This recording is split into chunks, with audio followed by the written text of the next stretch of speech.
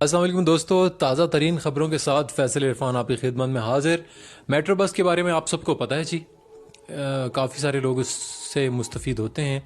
Daily basis पे बेशुमार उसका रेवेन्यू जनरेट होता है और कम कम कीमत में आप through out Islamabad Rawalpindi travel कर सकते हैं। ना सिर्फ इस्लामाबाद रावलपिंडी में बल्कि जहाँ जहाँ मेट्रो मौजूद है, जिसमें लाहौर भी शामिल है, लोग आसानी से उस पर सफ़र करते हैं।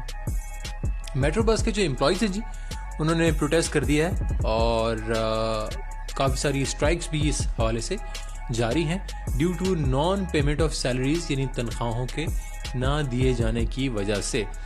और ये जी जो मेजर स्ट्राइक या मेजर आप इसे कह सकते हैं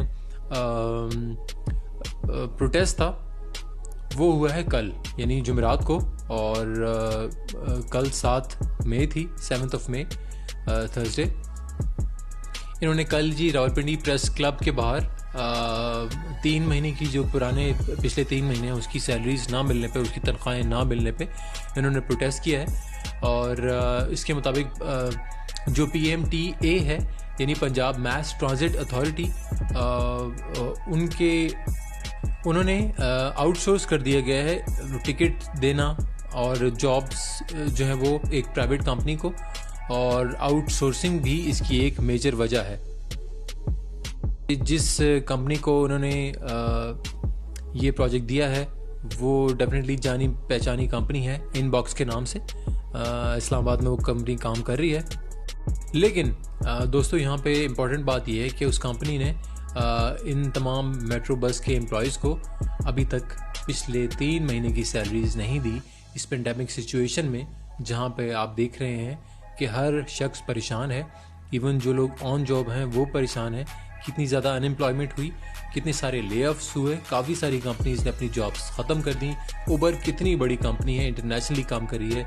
3700 के करीब उन्होंने एम्प्लॉयज़ को ले ऑफ किया या फिर इन पाइपलाइन है। सिर्फ यही नहीं बल्कि ये तो बड़े इदारों की बात कर रहा हूँ। छोटे इदारों में आप सोचें क्या होगा। मुझे एक दोस्त ने मुझे बताया कि वहाँ पे लाहौर में एक बहुत बड़ा एजुकेशनल सिंडिकेट है जहाँ पे बेशुमार teachers, faculty members, admin staff, janitorial staff काम करते हैं।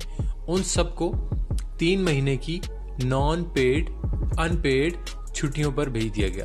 उनको कहा जी 3 महीने के लिए आप छुट्टियाँ करें और ये अनपेड होंगी। ऑफ कोर्स छुट्टियाँ तो थी क्योंकि गवर्नमेंट ने लॉकडाउन कर दिया था, लेकिन उन्होंने ये भी बताया कि इस जो एजुकेशनल इंस्टीट्यूट था, इसका टर्नओवर, जो सालाना टर्नओवर था, वो 100 करोड़ से भी ज़्यादा है।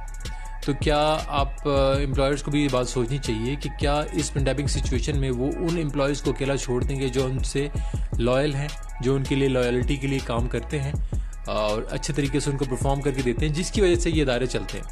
तो जी इन चीज़ों का ख्याल रखना चाहिए।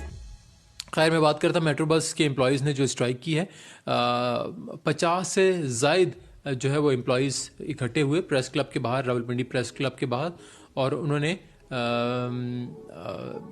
काफ़ी सारे स्लोगन्स उठाए हुए थे, काफ़ी सारे बैनर्स उठाए हुए थे जिस पे उन्होंने PMTA को काफ़ी सारी सुनाई कि उन्होंने अब तक जो प्राइवेट कंपनी को जिन्होंने कॉन्ट्रैक्ट दिया, उन्होंने अब तक उनकी सैलरीज क्यों नहीं दी। तो इसका जवाब ऑफ कोर्स PMTA को देना चाहिए। ये जो मेट्रो बस के एम्प्लॉयज़ थे, उन्होंने ये भी कहा कि इस लॉकडाउन की सिचुएशन में गवर्नमेंट अपने एम्प्लॉयज़ को सैलरीज देती रही है,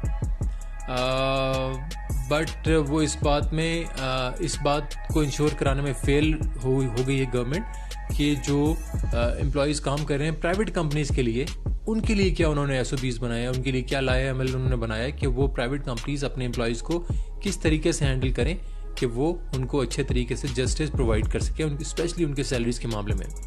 जो मीडिया इंडस्ट्री है उसमें टेलीविज़न स्टेशन जितने भी हैं, बाकी मीडिया स्टेशन जो भी हैं, उनको